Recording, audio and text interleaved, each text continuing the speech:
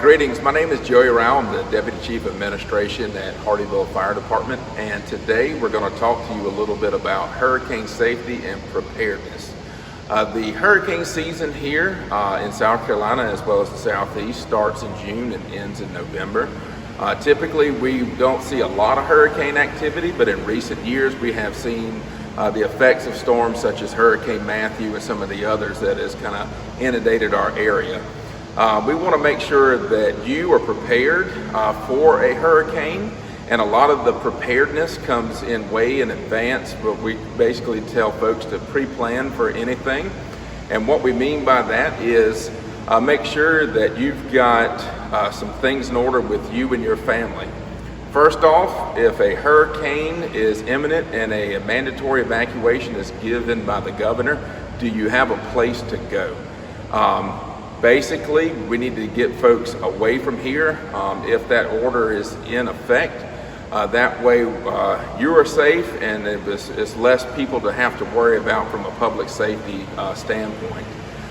There are many avenues around here that you can go to.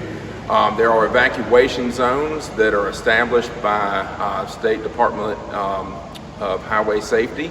And we got A zones as well as B zones that run throughout Beaufort and Jasper counties that you can evacuate to go to a safer destination. If that order is given, we want to make sure that our vehicles are serviced. We want to make sure that we have a full tank of gas. And also with the new electric vehicles, you may want to strategically plan your routes based upon how to get those vehicles charged. Also, if we have a lesser of a storm to where the impacts are here and evacuation is not given, we encourage folks to have a 14-day cache of food per person that is non-perishable. In the Matthew, whenever it came through our area, there was many people that were without electricity for up to a week, some a little bit longer than that, and we want to make sure that you're able to eat. Also, we recommend that 1 gallon of water per person per day for drinking is inside your home or your vehicle or whatever you have. That way you have the ability to hydrate. Also, a couple other things to keep in mind is if you're on medications, your prescriptions, you want to make sure that they're up to date and filled, and also talk to your primary care physician as well as your pharmacy to make sure that in the event that you have to leave, that those prescriptions could be filled in other destinations, or you've got enough to take with you that will keep you going for at least 14 days. Again, we encourage you to leave if an evacuation order is present, but also here's some things that we can do to reassure ourselves and keep other things with safety and preparedness in mind. So this time of year, we want to make sure that we are inventorying and we're making sure that our insurance and everything, our paperwork is up to date. Make sure that you have the applicable insurance with your homeowners, that it will cover you during the event of a storm. We need to take pictures of your home, of your possessions. That way, in the event that you did have a hurricane or wind or any type of weather event, that you have something that is a log of what you own in your home. If you can get the serial numbers and the value of those items to have them at your disposal if you come back and things are out of place or out of order or destroyed. Also, it's a good time of the year to make sure that you have your preventative measures in how to board up your home, to secure windows, doors, and things of that to withstand the debris that could become airborne objects.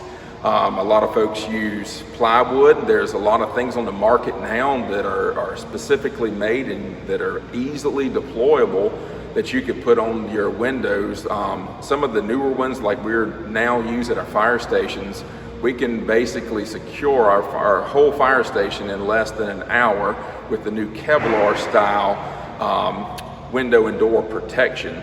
Again, you have to kind of do a little research. You can kind of Google those things for our windborne areas, and again, those things makes life a lot easier. Again, making sure that we have the cache of foods, we have our medications, we have a route. Also, now is a good time to pre-plan where you may want to go.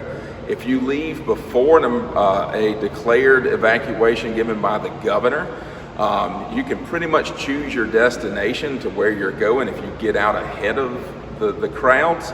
If you don't, a lot of times you have to kind of follow, depending on where you go. It's either going to be up I-95 or it's going to parallel Highway 278 towards Barnwell.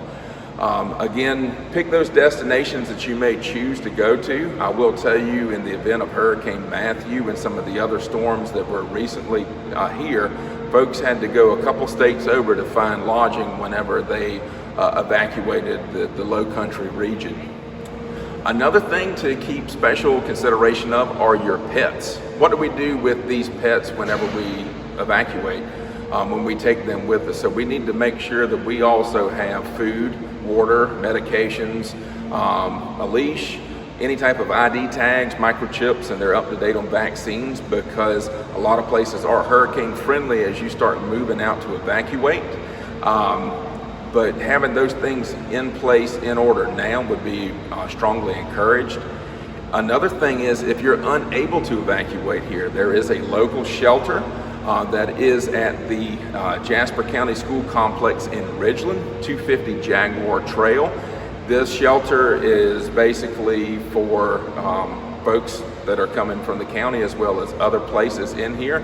It is a medical needs shelter as well as pet friendly. But remember, there's basic accommodations there.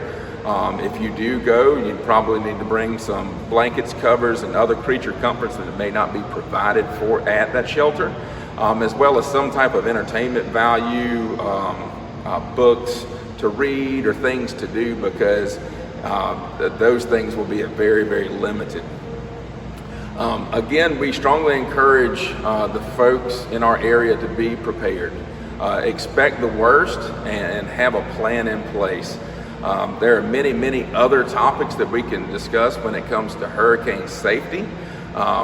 We could go on for minutes, even included into hours, but if you have any questions, I would encourage you to, if you're in Hardeeville, you can contact us here at Hardeeville Fire, 843-784-3229.